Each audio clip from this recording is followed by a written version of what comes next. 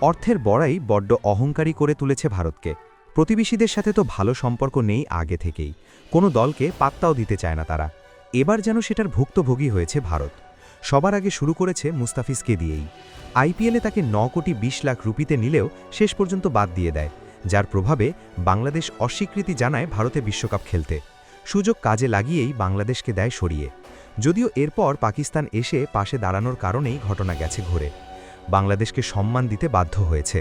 কোনো জরিমানা তো দূরের কথা, উল্টো বিশ্বকাপে অংশ নেয়ার সব টাকাই বাধ্য হয়ে দিতে হচ্ছে বাংলাদেশকে। পাকিস্তানের সাথেও যেসব নাটক করেছিল সেটার জবাব এবার ভালো করেই পাচ্ছে। এতদিন অহংকার ছিল ম্যাচ না হারার, সেসব অহংকার চূর্ণ হয়ে গেছে একটি ম্যাচেই। সাউথ আফ্রিকার সাথে এক হার তাদের এখন বিশ্বকাপ থেকেই ছিটকে দেওয়ার পথে। ভাবা যায় ভারতেই অনুষ্ঠিত হবে বিশ্বকাপ, অথচ ভারতই থাকছে না। এদিকে আরও বড় বিপদের শঙ্কা জেগেছে ব্যবসায়।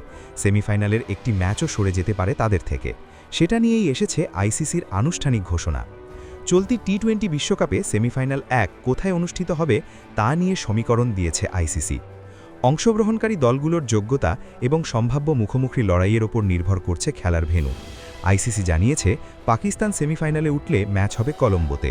অন্যদিকে শ্রীলঙ্কা যদি সেমিতে ওঠে এবং প্রতিপক্ষ হয় ভারত, তাহলে সেমিফাইনাল 1 সরানো হবে কলকাতায়। তবে শ্রীলঙ্কা সেমিতে উঠলেও প্রতিপক্ষ ভারত না হলে খেলা হবে কলম্বোতেই। আর যদি এই কোনো শর্তই পূরণ না হয়, তবে সেমিফাইনাল 1 অনুষ্ঠিত হবে কলকাতায়। ভাবা যায় একসময় ভারতের যে দাপট ছিল সেটা এখন আর নেই, এখন সেটা অন্যের হাতে চলে গেছে। আগে তারা মন মতো করতে পারলেও এখন আর পারছে না সেটা করতে। সব মিলিয়ে অবস্থা একটু হলেও চলে গেছে তাদের বিপক্ষে। অবশ্য কি আর করা, এটা তো হওয়ার কথাই ছিল। 2023 সালের এশিয়া কাপে ভারত যায়নি পাকিস্তানে, কিন্তু পাকিস্তান গিয়েছিল তাদের মাঠে বিশ্বকাপ খেলতে। কথা ছিল 2025 চ্যাম্পিয়ন্স ট্রফি খেলতে ভারত যাবে পাকিস্তানে। তবে টুর্নামেন্ট শুরুর আগেই বেঁকে বসে তারা, জানিয়ে দেয় পাকিস্তানে যাওয়া সম্ভব না। সেটার জের ধরেই তো এবার পাকিস্তানও দিয়েছে উচিত শিক্ষা। শুধু সেমিফাইনালেই যে এমন তাই কিন্তু নয়, যদি ফাইনালেও যায় পাকিস্তান, তবে ফাইনাল হবে শ্রীলঙ্কায়, যেন আরেকটা চ্যাম্পিয়ন্স ট্রফির পুনরাবৃত্তির অপেক্ষা। আর এটার যোগ্যতা ভারত অর্জন করেছে অহংকার দিয়েই।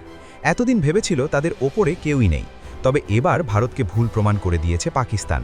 মাঠের বাইরে ভুল প্রমাণ করার পর মাঠেও তাদের অবস্থা শোচনীয়। বিদায় নিতে পারে সুপার 8 হতেই।